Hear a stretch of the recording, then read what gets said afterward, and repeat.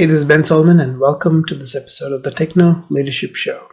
In this episode, I'm going to be covering something that is potentially controversial, which is, does a tech manager, CTO, CIO need to be very strong in their technical skills? Now, the reason I'm saying it's going to be controversial is because I see a lot of bashing happening in online forums around the fact that some CIOs, CTO, not so much CTOs, but mostly CIOs and tech managers sometimes come from non-technical backgrounds. They might have a MBA, might have another degree, nothing related to tech, but then they get given the role of CIO or director of technology or technology manager, whatever it might be, in the sense without the backing behind it. Is it an impossible situation? I don't think so, because when you're working in such a senior role, especially the CIO role, your business acumen is a lot more important than fully understanding technology or the technical skills. But where you can combine the two, like if you have a really strong technical background, either infrastructure, coding, whatever it might be, and then you combine the fact that you have really good business acumen, you're unbeatable. Because the thing is, you have what executive teams are looking for, which is business acumen and being able to translate everything into business terms. And then you'll also have the experience and the understanding of how technology teams work and what the expectation management side of things is going to be like and everything. And that is crucial in today's day and age, because a lot of the people who are in leadership positions and executive leadership, CEOs, CFOs and all that, have zero understanding, unless it's a tech company and they've come from a technical background and have gone into general management and all that, have zero idea on how tech services works. In tech services, we might get a laptop with an issue and we might go, it's a 2-minute fix. And sometimes that takes 30 minutes, 60 minutes. That variance is something that no one really understands, because they think, like the stuff that they do, if you press 2 buttons, it's always consistently the same answer. For us, it's not. So someone who understands that there is variance, that there needs to be slack to account for things that go wrong, is very beneficial. And it's not an intellectual understanding of saying, oh yeah, you can have a little bit extra time. No, it's that in-depth understanding of having worked in that, having been through the frustrations, having truly understood that.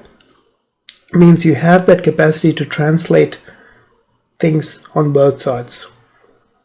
You know what expectations you can put on your team because you've been there. And at the same time, you know what expectations you can set with executive team members, because you understand what you promised there. You may not have the resources to deliver if you overpromise it.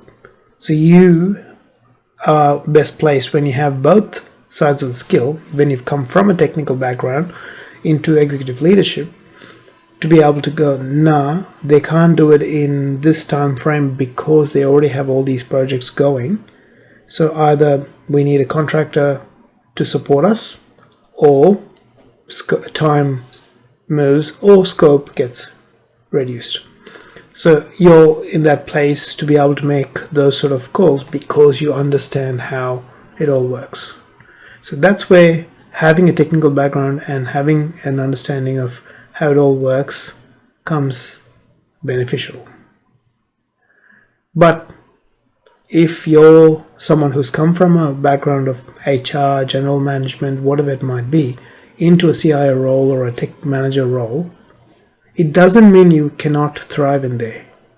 If you're in that position, or you've been put into that position as a CFO or financial controller or whatever, to be the director of technology or whatever it might be, trust your delegate.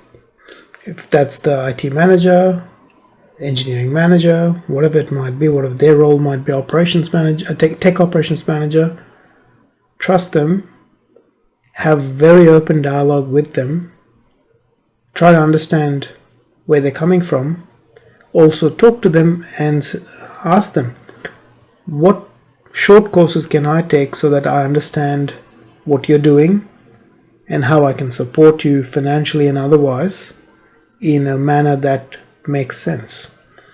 And you don't have to go deep and do like certifications or anything like that, but some short courses to understand the scope of the things that your technology teams are working on would give you an understanding of how to place expectations on them. When are they actually being ground to the dust, and you need to give them slack. You need to probably provide them with more staff or more budget, whatever it might be. You need to be in a position to understand that. And that happens by having really good open dialogue with your technology team manager. And also having some understanding of how technology works in your organization if you've been pushed into that role. But if you've got a background in it, I personally tend to believe that you have an advantage over others who are coming in without that background. So supplement that technology background with good business acumen and understanding of how the business works, so that you can marry that up together and provide immense value to the executive teams and to the business overall. And you can provide really good support for your technology teams and protect them from some of the misunderstood and misplaced expectations. So hopefully that helps you out. I wish you all the best in your journey as a tech professional, manager, and leader. If you like this episode, please hit the like button. If you haven't subscribed yet, please hit the subscribe button so that you're notified of future episodes. I wish you all the best. Have a fantastic day. Take care.